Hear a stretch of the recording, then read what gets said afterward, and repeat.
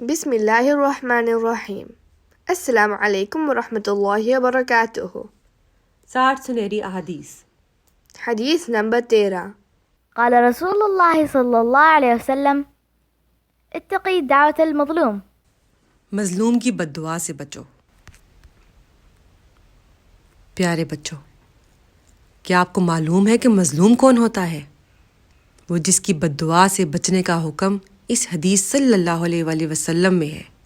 مظلوم وہ شخص ہے جس پر ظلم کیا جائے، جو بے بس ہو اور ظلم سہنے پر مجبور ہو۔ یہ ظلم کیا ہے؟ کسی کی حق تلفی کرنا، جھوٹا الزام لگانا، کسی کو اس کے پیسے واپس نہ کرنا، ناحق جھگڑا کرنا، گالی گلوچ کرنا، غصہ کر کے کسی کی عزت کم کرنا، طنز کرنا، کسی کے برے برے نام رکھنا، والدین یا اساتذہ سے بدتمیزی سے بات کرنا، یہ سب ظلم ہے۔ مظلوم کی بد دعا کا قبول ہونا بھی قرآن مجید میں واضح ہے۔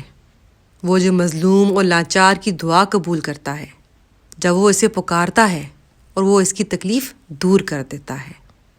ظلم کرنے سے بچنا چاہیے، کیونکہ قرآن مجید میں ظلم کرنے کے بہت بڑے نقصانات بتائے گئے ہیں، جیسے کہ اور اللہ ظالم لوگوں کو ہدایت نہیں دیا کرتا۔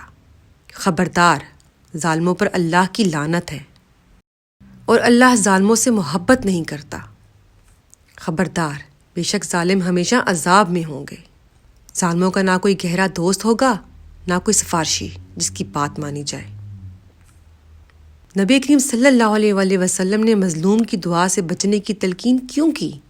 نبی کریم صلی اللہ علیہ وآلہ وسلم نے فرمایا، اور مسلمانوں کی بد دعا لینے سے اجتناب کرنا، کیونکہ مظلوم کی بد دعا قبول ہوتی ہے۔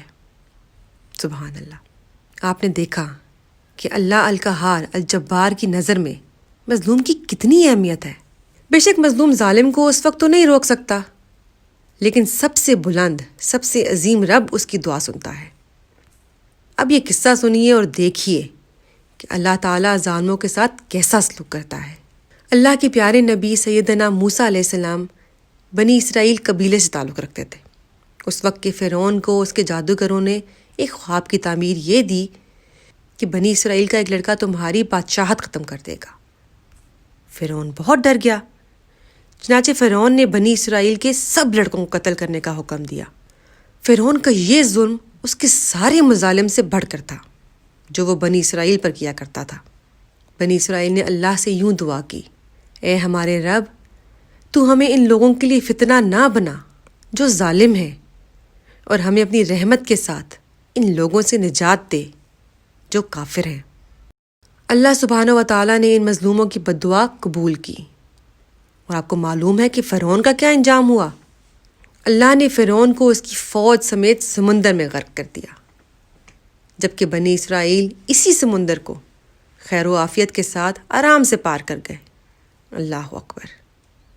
جیسا کہ ہم نے پڑھا کہ اللہ تعالیٰ مظلوم کی بد دعا کبھی رد نہیں کرتا، اس لیے ہمیں ایسا کوئی کام نہیں کرنا چاہیے جس سے کسی کو تکلیف ہو، اور وہ ہمیں تو کچھ نہ کہہ سکے لیکن اللہ سبحانہ و تعالیٰ کو ہماری شکایت لگا دے۔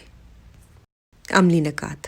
نمبر 1، آج سے چیک کرنا ہے کہیں ہم تو کسی پر ظلم نہیں کر رہے۔